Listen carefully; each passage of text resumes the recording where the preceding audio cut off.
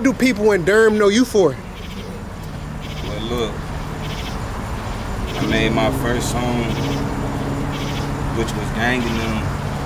That turned me up. And then I had made my second song with YBT and Set It Off, which was Numbers. That shit had did like 100K like the first month. So that's what really had got me out there.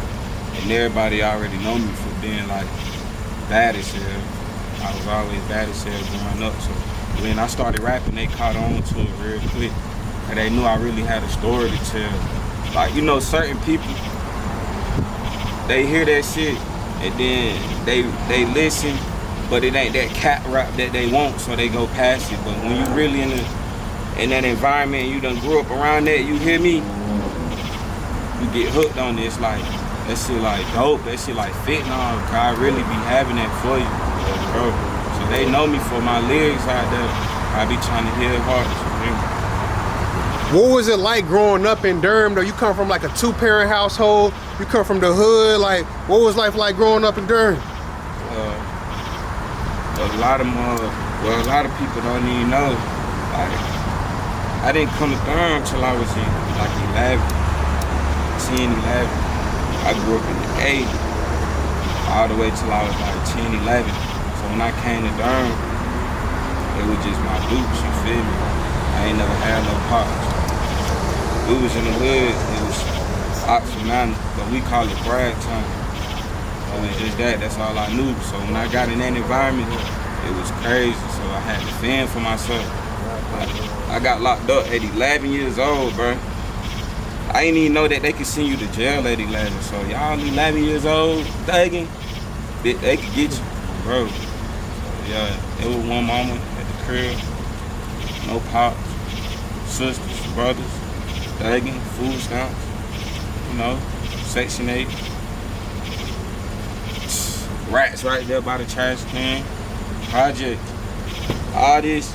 I ain't never had none of this growing up. But all these shoes I be buying, Travis Scott, Gill, Babe, none of that. I ain't had none of that.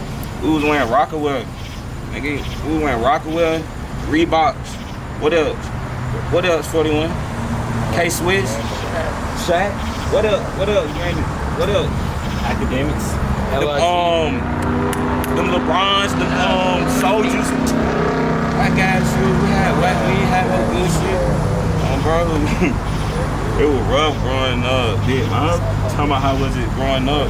This shit was hard. So anytime y'all hear my music, this ain't cap, bro. I really been there through that, bro. Come on now, you said 11 years old, man. What you doing at 11 years old to get you locked up? Nah, look, so boom, I was bad.